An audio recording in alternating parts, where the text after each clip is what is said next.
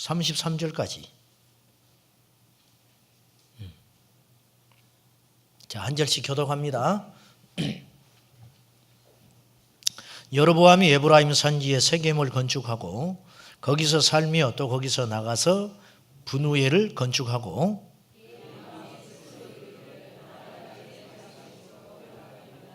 만일 이 백성이 예루살렘에 있는 여호와의 성전에 제사를 드리고자 하여 올라가면 이 백성의 마음이 유다 왕된 그들의 주 르호보암에게로 돌아가서 나를 죽이고 유다의 왕 르호보암에게로 돌아가리로다 하고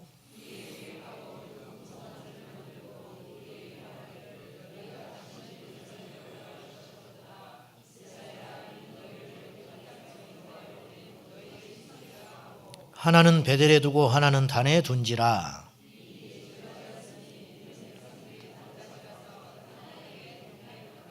그가 또 산당들을 짓고 레위 자손 아닌 보통 백성으로 제사장을 삼고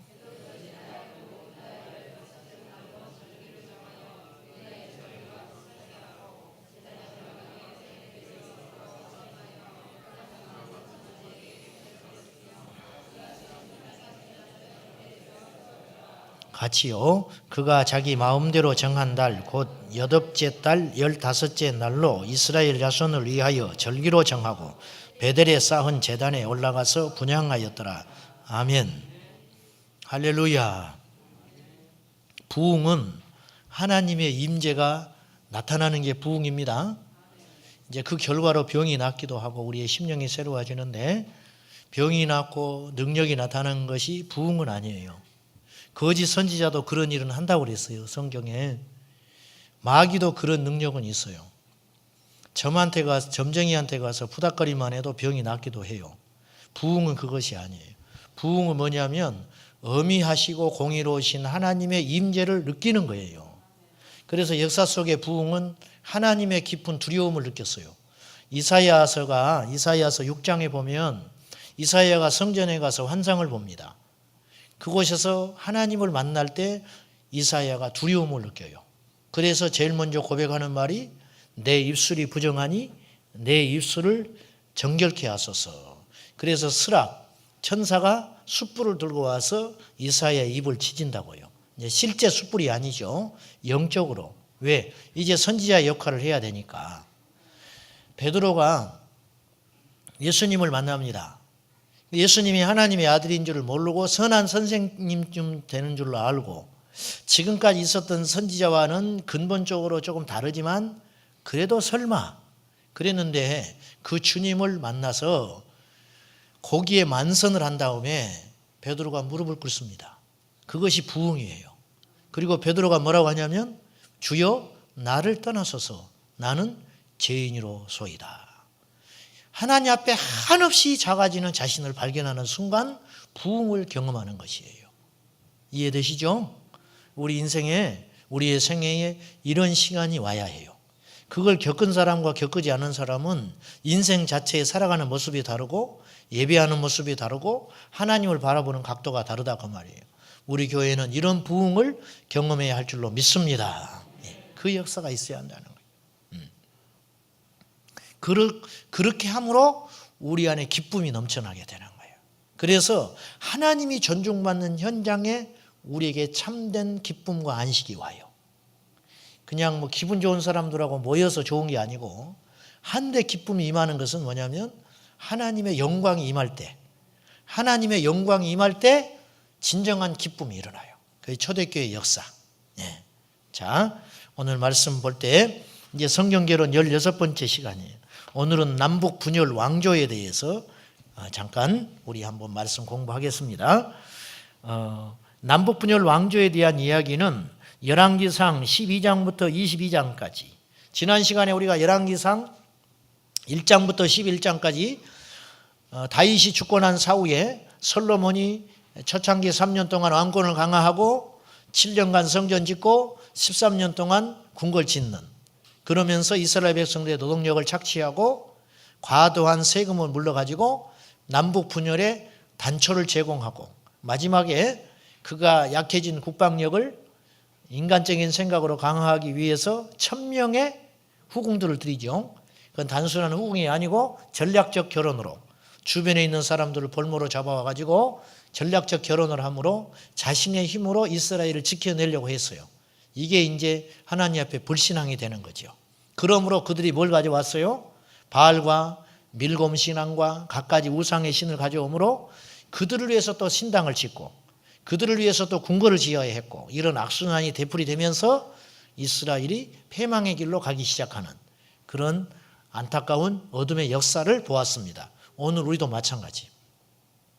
오늘 우리도 본질은 하나님이죠. 하나님. 본질은 하나님이에요. 예. 그래서 하나님의 성전 지성소는 좌우 팔방이 20m 같이 안 된다고 그랬어요. 그렇죠? 좌우 팔방 20m가 안 돼. 여러분, 하나님이 그 20m 안에 계시겠어요? 하나님은 그 지성소에 임재하셨다고 이스라엘 백성들이 믿었는데 그 크신 하나님이 그 지성소에 그 작은 20m 안에 계시겠냐고 말이에요. 그것도 언약궤는 더 작아.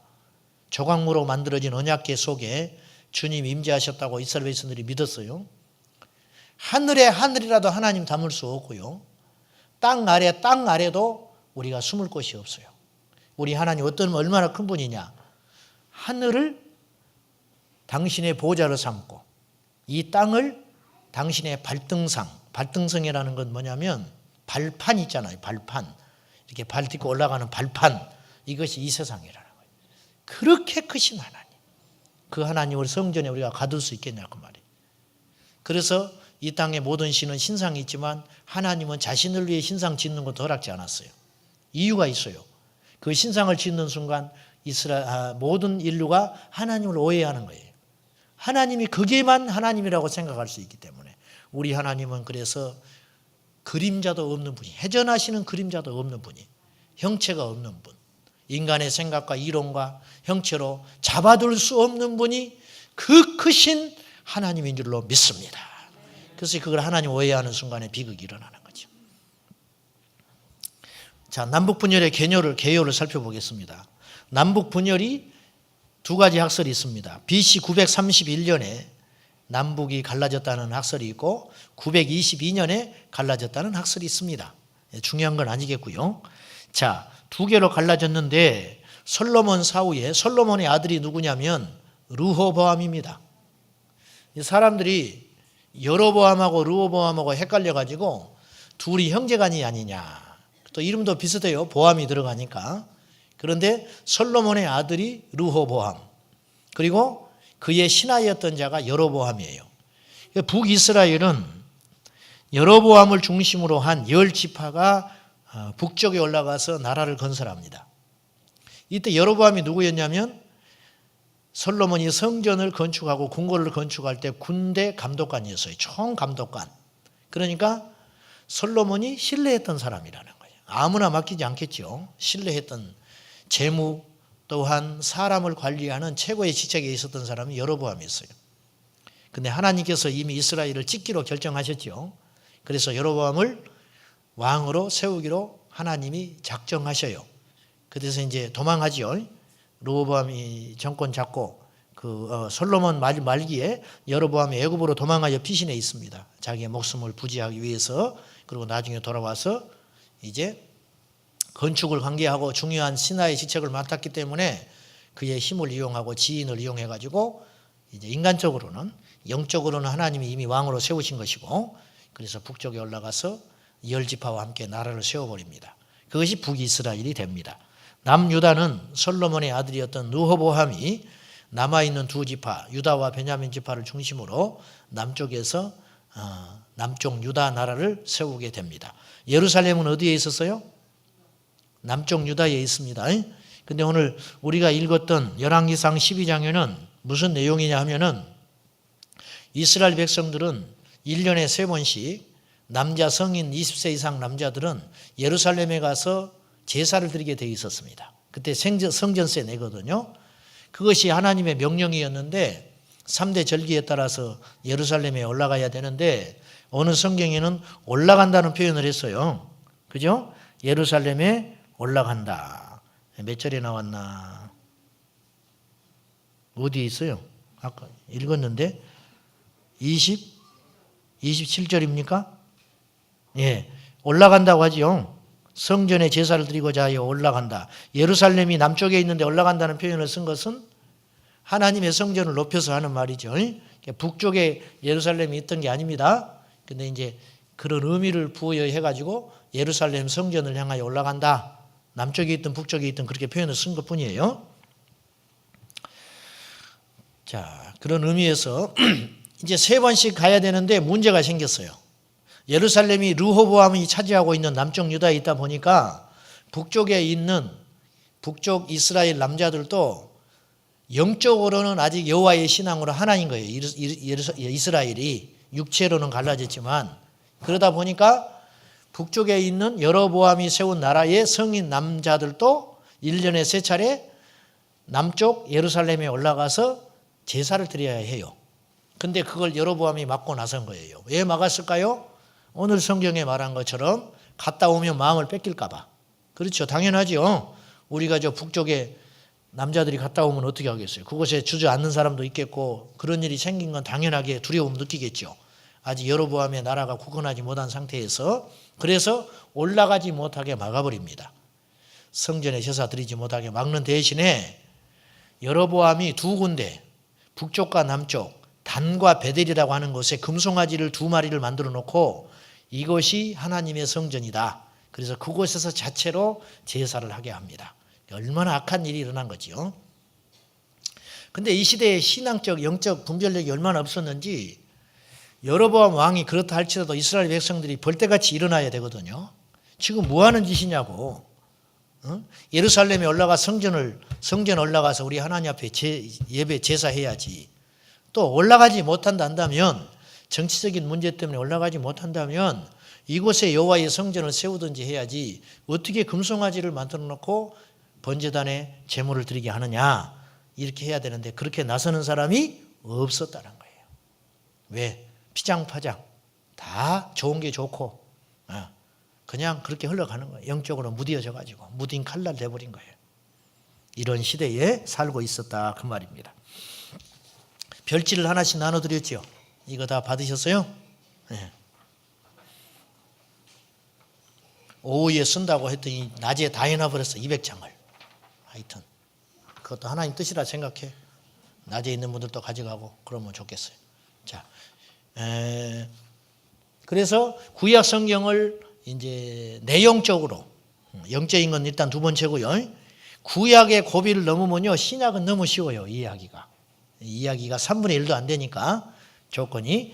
자, 이제 우리가 구약 성경을 이해할 때 꼭 넘어야 할 산 하나가 역대 왕들과 선지자들의 연대표예요. 이건 이제 다 우리가 기억할 수는 없지만 시대 순으로 정리를 한번 쭉 해볼 필요는 있다 그 말입니다. 성경이 이름도 너무 복잡하고 또 동명이인도 나와요. 여기 보면 북쪽에 있는 왕하고 남쪽에 있는 왕하고 이름이 똑같은 이름도 있어.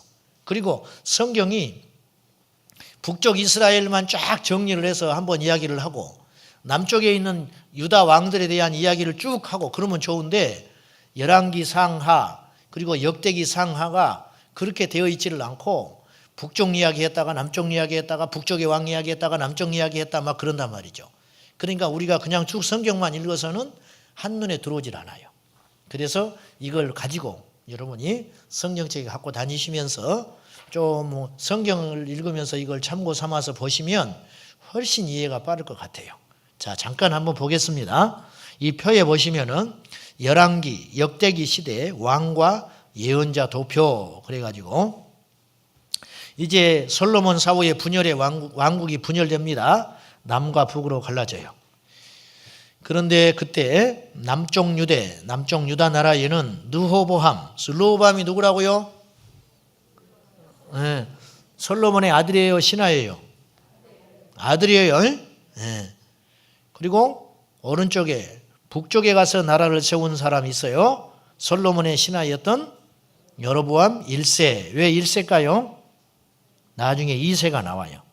나중에 약 150년 후에 나중에 여로보암 2세가 등장합니다. 13번에 보면 여로보암 2세라고 나오죠. 782년에 그때 등장하기 때문에 1세를 붙인 겁니다. 자, 왼쪽 남쪽 유다부터 살펴봅시다. 정통성은 누구한테 있는 거예요? 그러니까 남쪽 유다에 있는 거죠. 솔로몬의 직접 아들이니까.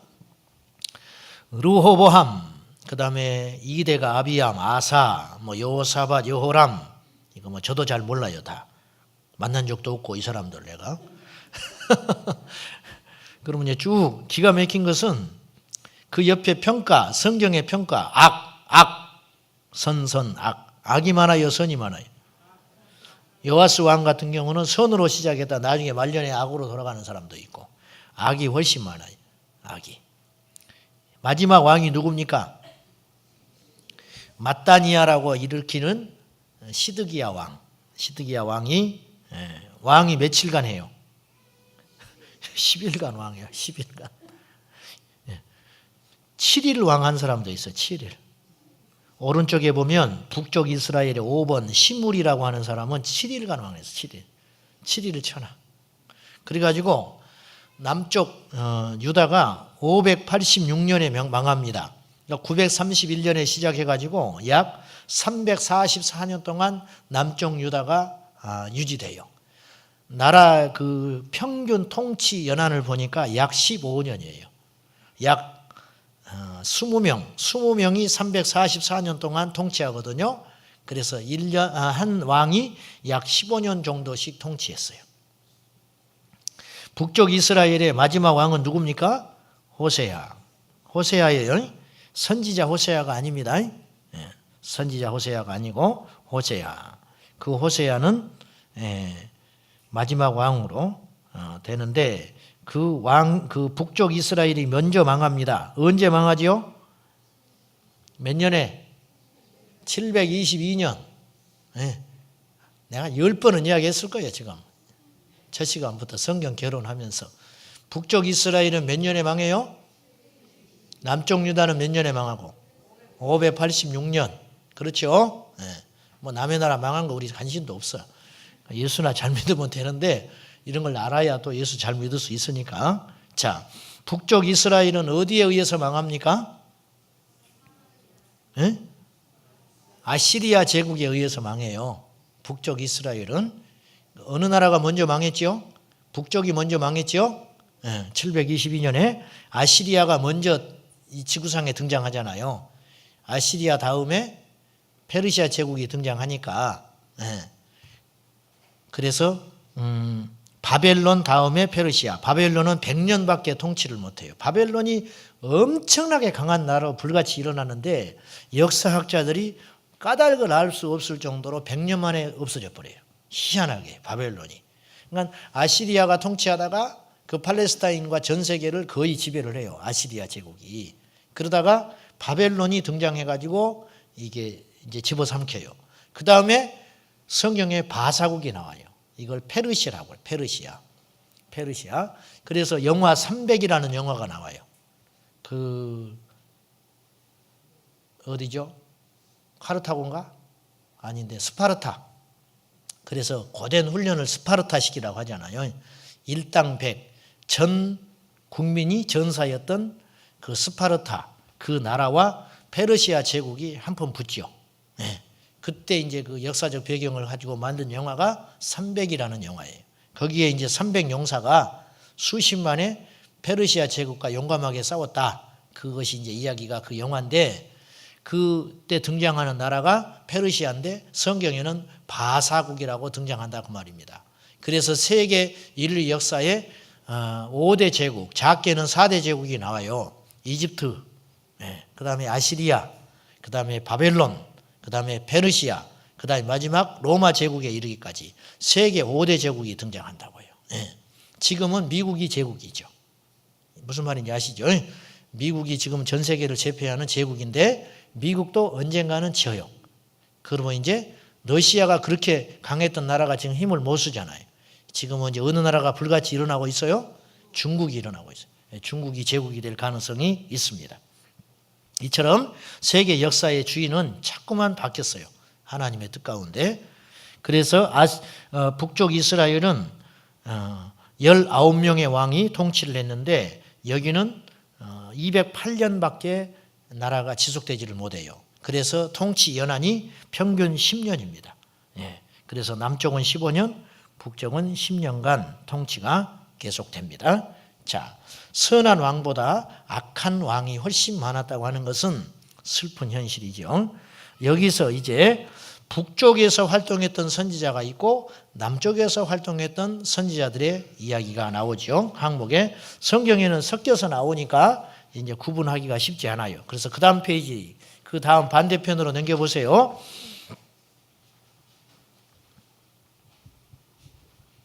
이게 여러분들 보기에는 쉬워도 이거 애쓰게 만든 겁니다.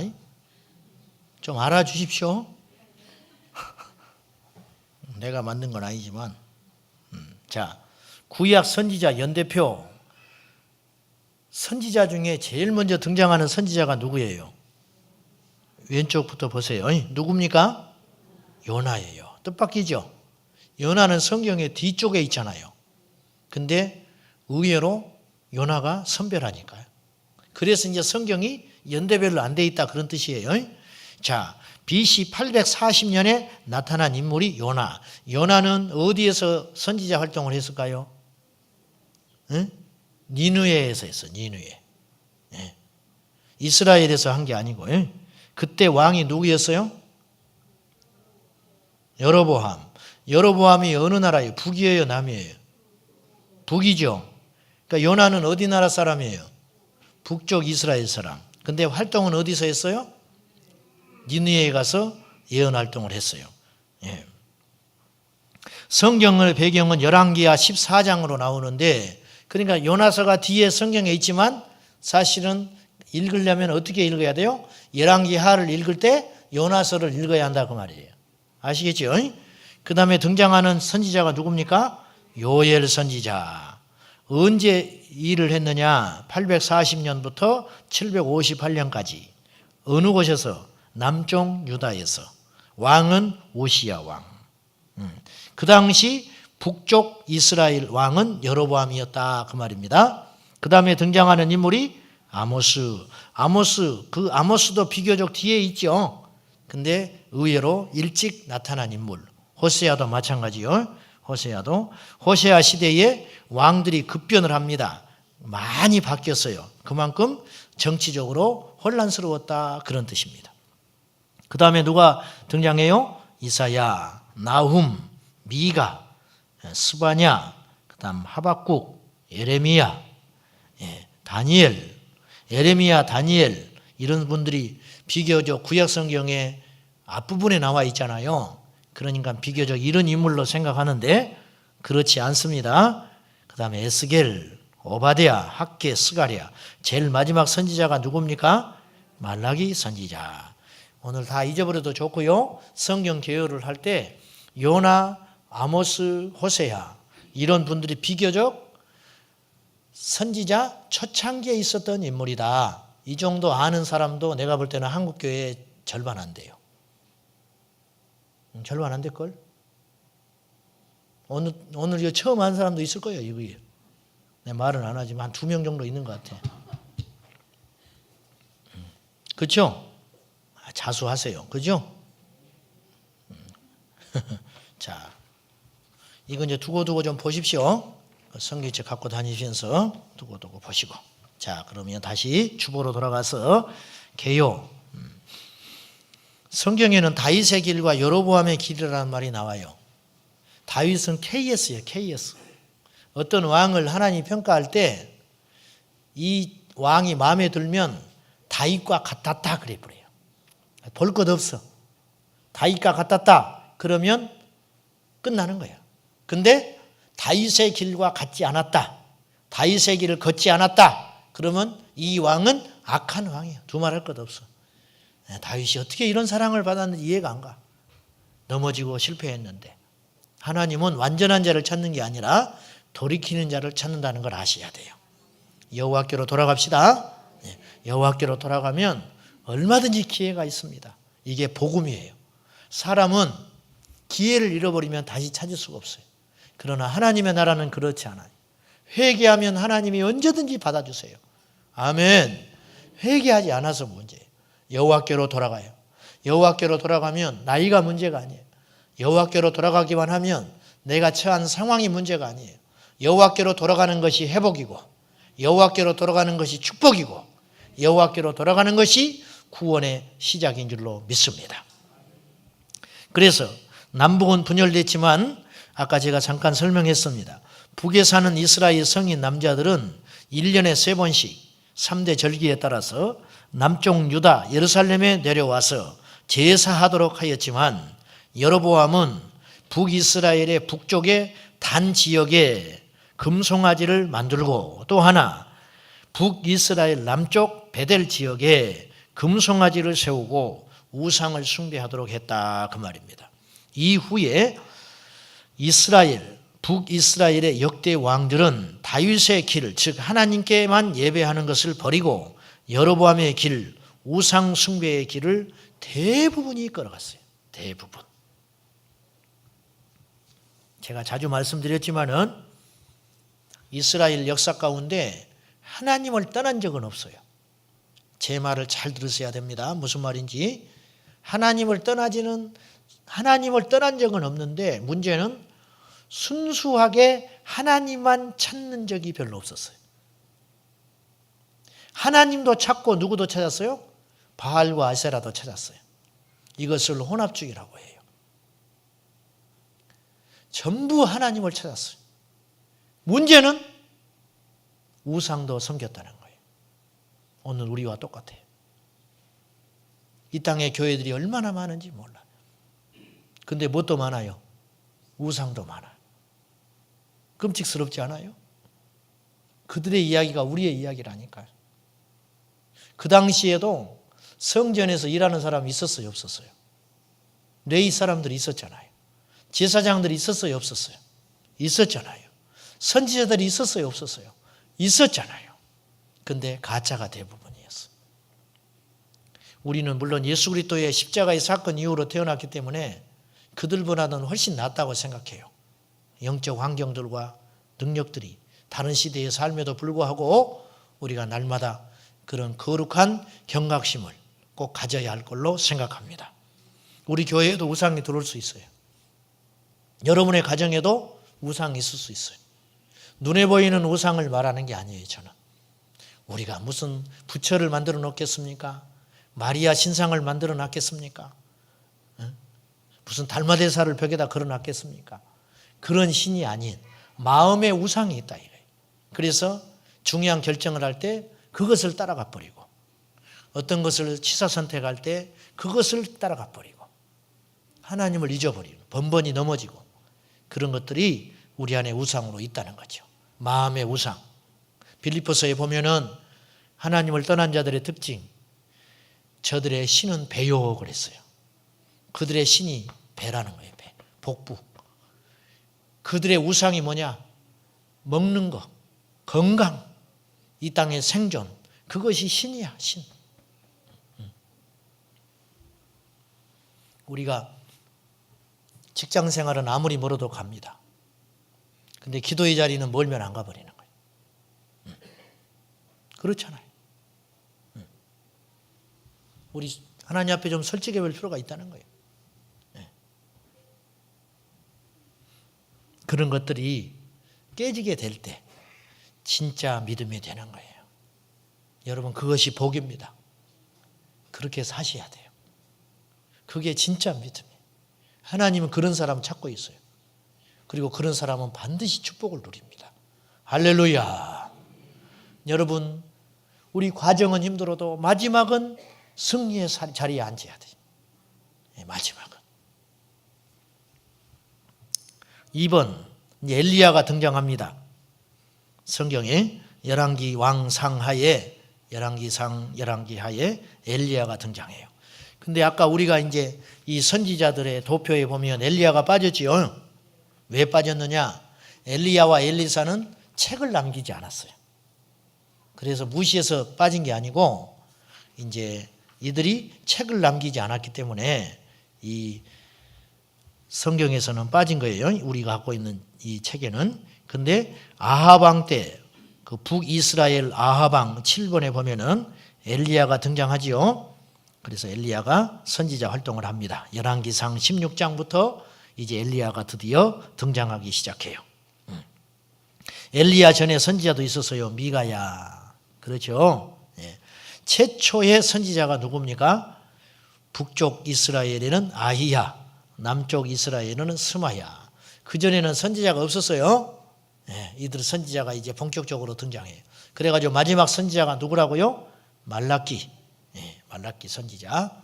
그리고 최후에 구약과 신약을 연결시킨, 그러니까 선지자이면서도 또한 하나님의 종, 다시 말해서 선지자이면서도 예수 그리스도의 증인인 사람이 세례 요한이에요. 그러니까 400년 동안 선지자가 끊어졌다가, 이제 이것도 나중에 저희가 한번 공부하겠습니다만, 이걸 신구약 중간사라고 하는데, 그 400년 동안 이스라엘의 영적 암흑기. 왜? 나라도 없어져 버렸지요. 선지자는 한 명도 나타나지 않지요. 탄식과 슬픔의 나날, 죽지 못해 사는 나날이 400년 동안이나 가요. 그러다가 요단강가에 세례 요한이 불같이 나타났어요. 그리고 회개를 선포하니까 이스라엘이 받았을 그 충격과 환희는 엄청난 것이었다고 저는 생각해요. 그래서 세례 요한을 메시아로 오해를 하기도 했다니까요. 한때 그가 그리스도인 줄 알았어요. 근데 세례 요한은 분명히 증거했죠. 나는 그리스도가 아니고 나는 내 뒤에 오신다, 그분이. 나는 그분의 신들매를 풀기도 감당 못한다. 신발끈이나 겨우 묶어주거나 풀어주기도 나는 벅찬 사람이다. 그러니까 이스라엘 사람들이 그 기다렸을 그 기대감은 얼마나 큰가 보세요. 도대체 이런 분도 그렇게 말할 정도면 이분 뒤에 오시는 분은 누구냐. 그리고 예수님이 나타났을 때 호산나 찬송하리로다. 이들이 환호했어요. 그래서 왕이 될 줄 알았는데 그분이 십자가에서 죽어버리신 거예요. 그러니까 이스라엘 백성들이 굉장히 충격을 받고 떠나가 버리는 거죠. 우리는 성령의 시대에 살고 있어요. 우리는 예수 그리스도의 시대에 살고 있어요. 얼마나 놀라운 시대에 살고 있는지 저와 여러분이 실감이 나지 않을 정도예요. 너무 큰 복을 받아서 우리가 알 수도 없는, 우리는 이미 하나님의 나라의 속에 들어있는 것입니다. 할렐루야. 예수 그리스도의 구원의 날개 아래 우리가 살고 있는 거예요. 이것을 우리가 모르고 있어요. 하나님의 자녀이신 분. 그러니 하나님 우리에게 기대하는 것도 얼마나 크겠어요. 영으로. 그래서 엘리야가 활동을 하고요. 해안 도시 시돈에 공주 이세벨이, 아합이 이세벨을 부인으로 들여와요. 그래서 이 이세벨이 어디 출신이냐면 시돈의 출신. 그래서 아합의 아버지 오므리 왕조에 시작할 때에 이세벨이, 영어로는 이사벨라라고 그러죠. 이세벨이 아합의 부인이 되므로 바알 신앙을 가져옵니다. 남자가 여자 이길 수 있어요, 없어요? 솔직히 한번 이야기해봐요.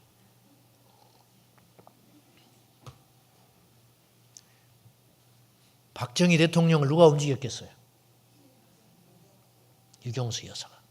그분이 돌아가셔서 박정희 대통령이 망가지기 시작한 거예요. 사실은. 전두환 대통령보다 더 무서웠던 사람이 누구예요? 이분 있잖아. 그 여사님. 그 더 무서운 거예요. 퇴근하고 나면 안 들을 수가 없어. 요강 들고 서 있으라면 서 있어야 돼. 꼼짝 못하는 거예요. 아합이 왕이지만 이세벨의 말을 들었어요, 안 들었어요? 안 들을 수가 없어. 이세벨이 또 보통 여자가 아니야. 이 여자가 아주 야망이 많은 여자가. 그래서 전 이스라엘의 바알 신앙으로 뒤덮어 버립니다. 안 들어줄 수가 없어. 옆에서 긁어대니까. 저는 어떨 것 같아요? 나는 안 들어. 근데 듣고 있어, 어느 날 보면. 우리 교회에서 안 듣는 분이 한 분 있어요. 김희시 집사님. 김현수 집사님 맞다고 박수 쳐버리잖아. 경상도 사나이가 어디 뭐 추하게 말이야. 부인의 말이나 듣고 말고 말. 시끄럽다. 밥 먹나? 아는 디비 자자. 그래서 엘리야가 그 어려울 때 활동을 해요. 그리고 엘리사가 그의 제자가 되죠. 그래서 선지생도를 양성합니다. 선지동산이라는 말은 여기서 나왔어요. 그 엘리사가 제자들을 키워냅니다. 수많은 기적이 일어나요. 엘리야가 기적을 많이 행했어요? 엘리사가 많이 행했어요? 엘리사가 훨씬 많은 기적을 행해요. 그 이유는 갑절의 영감을 받았기 때문에. 엘리사가 그걸 구하거든요. 엘리야가 하늘로 승천해 올라갈 때 구약 성경에서 죽음을 보지 않고 하나님 나라 간 인물이 두 인물이 있죠. 누구예요? 에녹과 엘리야. 그래서 예수님 오셨을 때 예수님 당시 신약시대 인물들이 엘리야로 오해를 한 거예요. 그리고 말라기서에도 엘리야가 오겠다고 그랬어요. 엘리야는 죽음을 보지 않고 불변거를 타고 하나님 나라 갔기 때문에 엘리야가 다시 살아서 올 줄 알고 있는 거예요. 이스라엘 사람들이. 그래서 예수님이 능력을 행하니까 엘리야냐고 물어봐. 엘리야냐. 그래서 가이사랴 빌립보에서 예수님께서 너희는 나를 누구냐냐 하라 물을 때 묻기 전에 그때 엘리야 사람들이 당신을 엘리야로 생각한다는 거예요. 그런 이야기가 나오죠. 근데 너희는 나를 누구라 하냐? 그때 베드로가 주는 그리스도시요 살아계신 하나님의 아들입니다. 그렇게 고백을 하죠.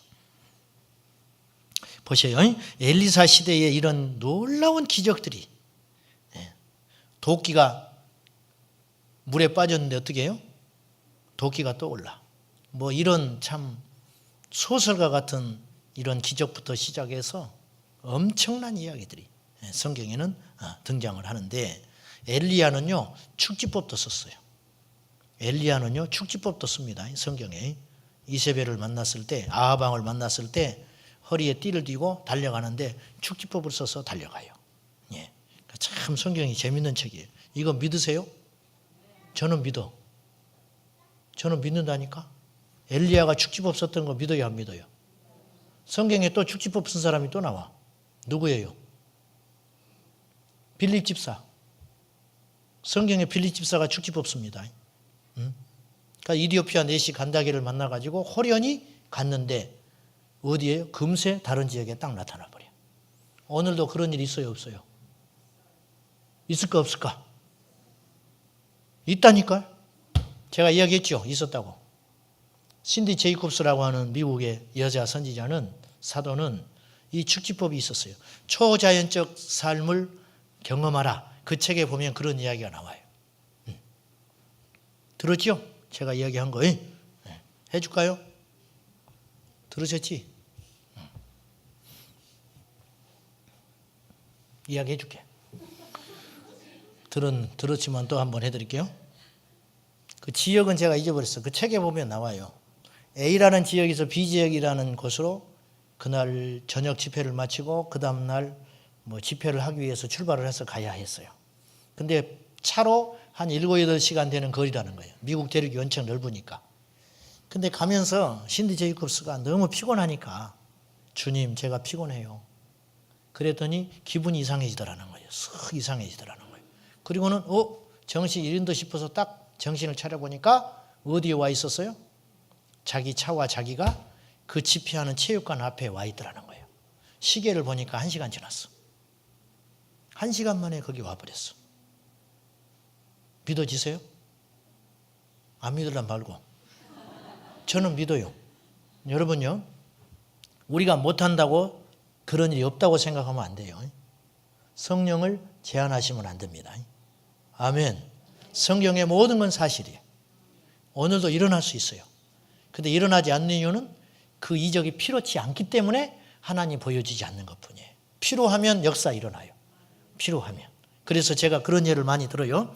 성경의 마가복음 16장에 보면 뱀을 짚고 독을 마셔도 해받지 않는다. 근데 여러분이 동물원에 가서 뱀에게 손 넣으면 죽습니다. 응? 근데 우리가 선교를 갔어. 선교를 갔는데 뱀에게 물렸어. 나는 하나님의 뜻으로 살 수 있다고 믿어요. 그건 경우가 다르다는 거죠. 그런 경우를 해당하는 거예요. 그 마가복음 16장의 배경이 그리스도의 복음을 전한다는 전제로 너희가 가서 복음을 전할 때 귀신 들린 사람도 만날 텐데 귀신도 쫓겨날 것이고 뱀에게 물려도 죽지 않고 무슨 독을 마셔도 해받지 않고 독살도 당할 수 있다니까요. 복음 전하러 다니다가 음모에 빠져서 그런데 그 순간에 내가 지켜주겠다. 할렐루야. 복음 전하면 역사가 일어나는 거예요. 우리가 이렇게 안정되고 체계적인 신앙생활을 지금 하기 때문에 의외로 이적이 안 일어나는 거예요. 기적이 일어날 이유가 뭐가 있어요? 시간 되면 차 타고 오면 되고, 아프면 약 먹으면 되고, 그렇잖아요. 예. 불이 안 들어오면 불 켜면 되고, 형광등 나가면 형광등 갈면 되는데, 우리가 그런 문제를 가지고 기도할 이유가 없잖아요. 그러나 북녘 땅에는 그렇지 않아요. 지금 북한의 지하교회 같은 경우는 날마다 기적이 일어난대요. 지금 우리가 몰라서 그렇지. 복수 차서 죽어가던 사람이 기도해서 복수가 소변으로 다 빠져버리고 낫는 일이 허다하게 일어나고 있는 거예요. 그들은 신학도 몰라요. 그들은 기도원도 안 가봤어요. 그들은 성경도 잘 몰라. 하나 믿는 거, 하나님이 살아계시다는 거. 그리고 기도하면 막 그런 역사가 일어나는 거예요. 왜 그런 일이 일어나느냐? 그래야 그들이 믿음을 가질 수밖에 없어요. 우리는 말씀 듣고 믿음 가져야 하고, 그 상황이 안 되는 척박한 이슬람권이나 그런 데서는 끊임없는 기적과 역사가 일어나고 있어요.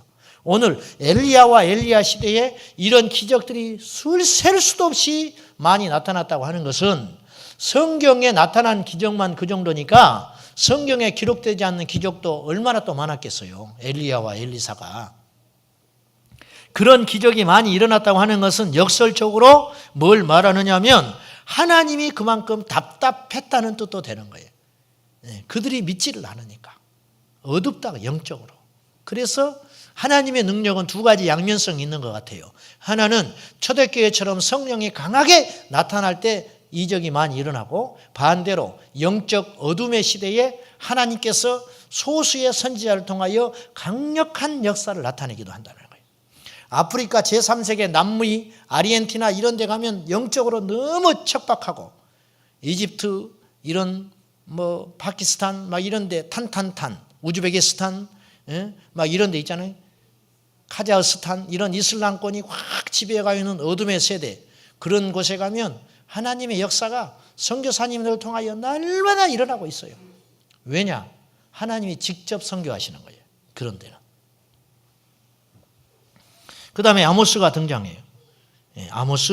아모스는 여로보암 2세 때에 북이스라엘 수도인 사마리아에서 하나님의 공의를 선포합니다.